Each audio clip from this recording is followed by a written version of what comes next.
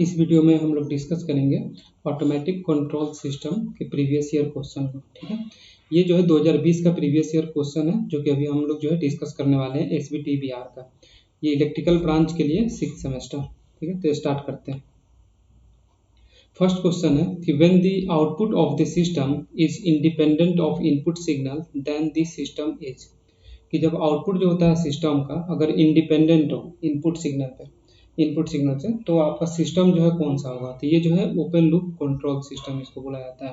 तो इसमें option A जो होता है ये राइट होगा, ओपन लूप कंट्रोल सिस्टम। ठीक है, क्योंकि इसमें क्या होता है आपका कोई भी फीडबैक पाथ नहीं होता है, इसलिए जो होता है ये इंडिपेंडेंट होता है इनपुट सिग्नल से। नेक्स्ट क्वेश्चन है सेकंड कि close loop system basically different from open loop control system due to, कि जो क्लोज लूप सिस्टम जो होता है वो बेसिकली डिफरेंट होता है हमारे ओपन कंट्रोल सिस्टम से। किसके कारण? तो ये जो है फीडबैक होगा इसका आंसर। ऑप्शन डी जो होता है इसमें राइट होगा, बिकॉज डिफरेंट क्या होता है कि जो आपका ओपन जो कंट्रोल सिस्टम होते हैं या ओपन लूप कंट्रोल सिस्टम उसमें फीडबैक नहीं होता है, जबकि क्लोज लूप सिस्टम में आपका फीडबैक होता है।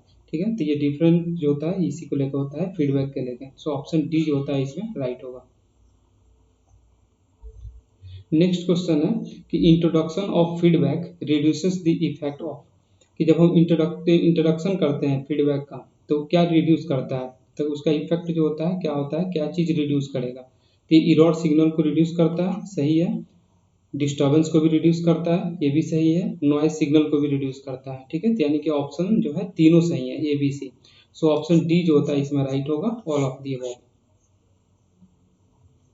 नेक्स्ट क्वेश्चन है कि which of the following is an example of the open loop control system, कि जो ये ऑप्शन दिया हुआ है इनमें से कौन सा जो है एक एग्जाम्पल है ओपन लूप को जो है कंट्रोल सिस्टम का। तो जो आपका फील्ड कंट्रोल डीसी मोटर जो होता है ये एक एग्जाम्पल होता है ओपन लूप कंट्रोल सिस्टम का। सो ऑप्शन ई जो होता है इसमें राइट होगा, field control DC motor. Next question है कि the output is feedback at the input side through the dash point, कि जो आउटपुट जो होता है उसको फीडबैक किया जाता है इनपुट में, कौन से पॉइंट के थ्रू में। ठीक है, तो डिफरेंशियल से या समिंग से या टेक ऑफ से या नॉन ऑफ दिस, या इनमें से कोई नहीं। तो ये जो है हमेशा टेक ऑफ पॉइंट से जो होता है, ये जो होता है पॉइंट टेक ऑफ जो पॉइंट होता है उससे फीडबैक जो होता है हम इनपुट साइड में देते हैं टेक ऑफ पॉइंट के थ्रू। ठीक है, तो ऑप्शन सी जो होता है इसमें राइट होगा। नेक्स्ट क्वेश्चन है कि advantage of open loop system is और आर, कि एडवांटेज क्या होता है हमारा ओपन लूप सिस्टम का। तो ये जो है सिंपल एंड इकोनॉमिकल होता है। ठीक है, तो ऑप्शन ए जो होता है इसमें राइट होगा। एक्यूरेट नहीं है, रिलायबल भी नहीं है अगर क्लोज लूप सिस्टम से कंपेरिजन करें तो केवल क्या है ये सिंपल है और इकोनॉमिकल होता है, इसमें कोई भी फीडबैक हमारा नहीं होता। तो इसलिए ऑप्शन ए जो होता है इसमें राइट होगा, यानी कि यही जो है इसका एडवांटेज है ओपन लूप सिस्टम का कि ये सिंपल और इकोनॉमिकल होता है। नेक्स्ट क्वेश्चन है कि the inverse Laplace of 1/s² is, कि जो इनवर्स लैप्लस जो होता है 1/s² का क्या होता है। तो देखिए एक फार्मूला होता है हमारा कि लैप्लस ट्रांसफॉर्म जो होता है t⁻n का ये होता है हमारा 1/s⁻n+1।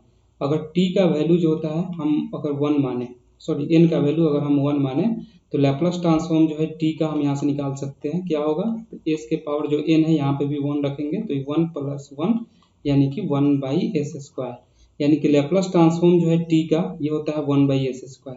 लेकिन यहाँ पे ये क्या पूछ रहा है, इनवर्स लैप्लस पूछ रहा है।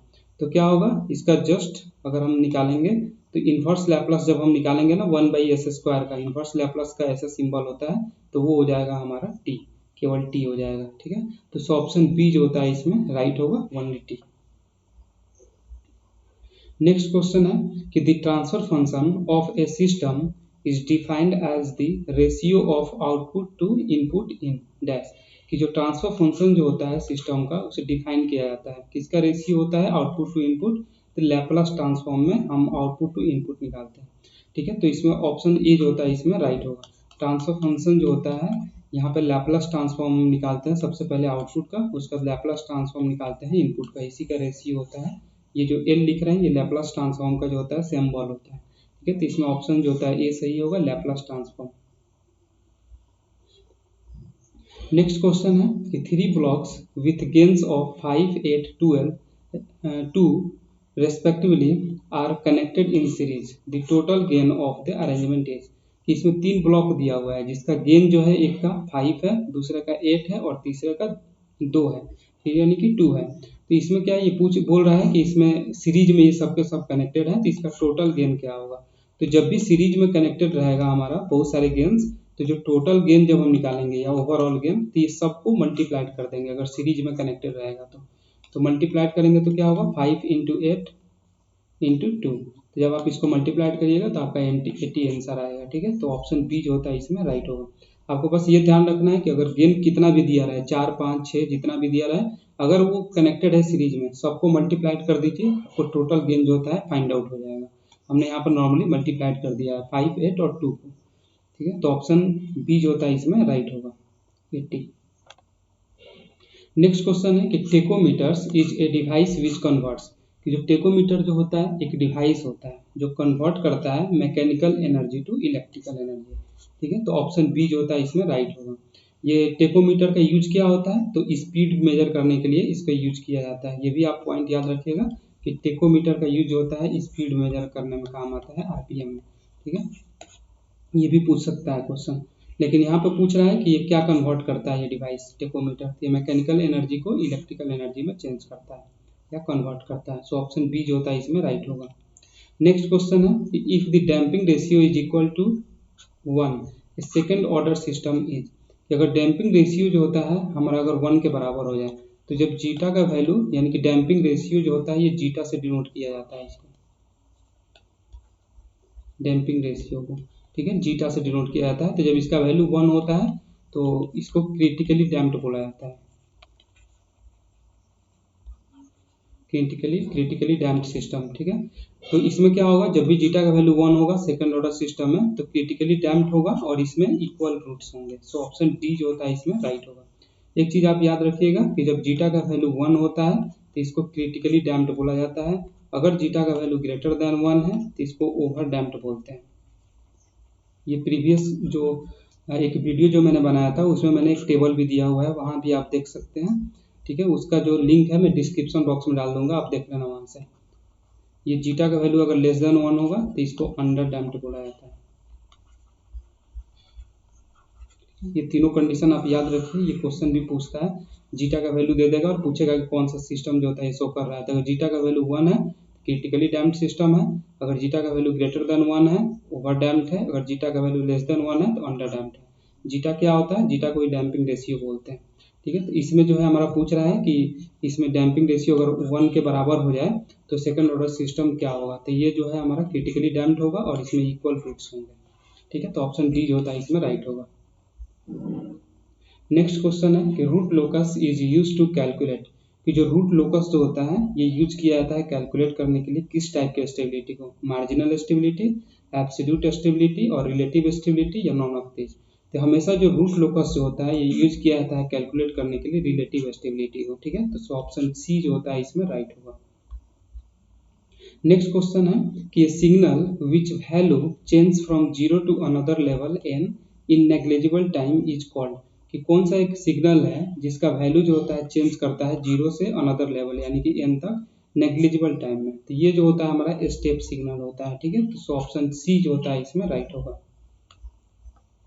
नेक्स्ट क्वेश्चन है कि in time response specification the time required to reach 50% of the final value in the first attempt is called.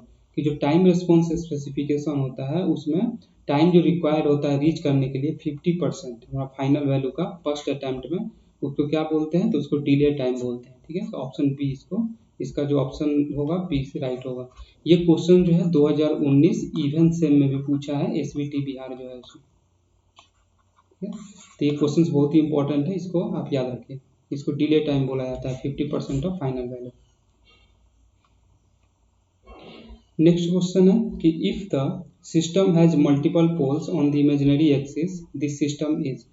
कि अगर कोई सिस्टम में मल्टीपल पोल्स है इमेजिनरी एक्सिस पे, ठीक है, तो ये सिस्टम क्या होगा। तो ये सिस्टम जो होता है हमारा अनस्टेबल होगा हमेशा जब भी मल्टीपल पोल्स होंगे तो।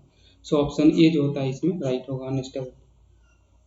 नेक्स्ट क्वेश्चन है कि graph of the magnitude of gain versus frequency is called, कि जो ग्राफ हम जब प्लॉट करते हैं मैग्नीट्यूड किस में रहता है, गेन में, ठीक है, magnitude of gain versus frequency, उसको क्या बोला जाता है, break frequency plot, frequency response plot, frequency stability plot या ट्रांजिएंट रिस्पॉन्स प्लॉट।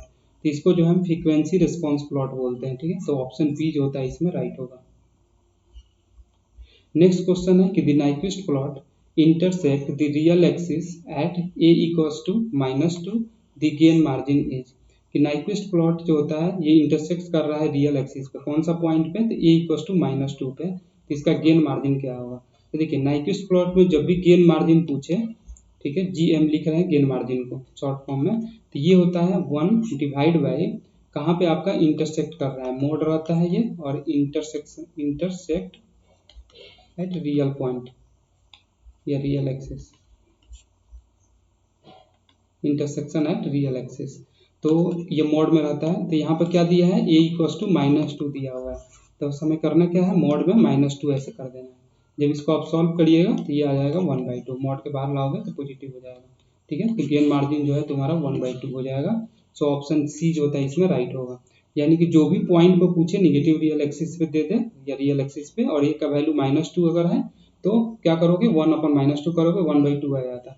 अगर यहीं पे ए का वैल्यू जो है इसने -4 दिया रहता, जो कि पीछे क्वेश्चन पूछा है ये वाला, ठीक है, तो अगर -4 या 2019 में जो पूछा है वो मैं बताता हूँ, 0.4 दिया हुआ है माइनस में, ये क्वेश्चन सेम टू सेम पूछा है, बस यहाँ ए की जगह जो -2 इसने दिया है वहाँ पे ए इक्वल टू -0.4 दिया था, ठीक है, तो वहाँ पे हम गेन मार्जिन कैसे निकालेंगे, तो ये निकालेंगे 1 डिवाइड बाई -0.4, जब इसको करोगे तो 1 डिवाइड बाई 1/0.4 हो जाएगा, इसको जब कैलकुलेट करोगे तो ये हो जाएगा 2.5, तो यहाँ पे जो है हमारा गेन मार्जिन कितना आएगा, 2.5 जो होता है आ जाएगा, आपका आंसर हो जाएगा 2.5, ठीक है, यहाँ पे हमारा ए इक्वल टू -2 पे पूछ रहा है तो ये 1/2 होगा इसका आंसर। सो ऑप्शन सी जो होता है इसमें राइट होगा।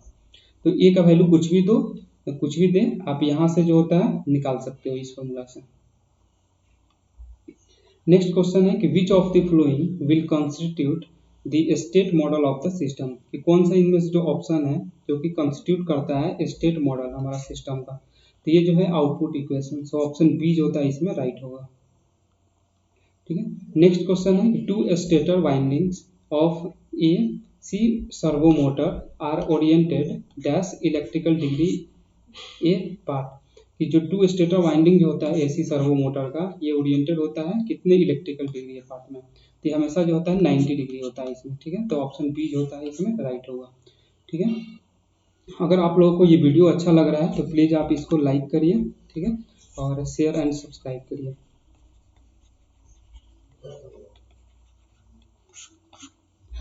Thanks for watching this video.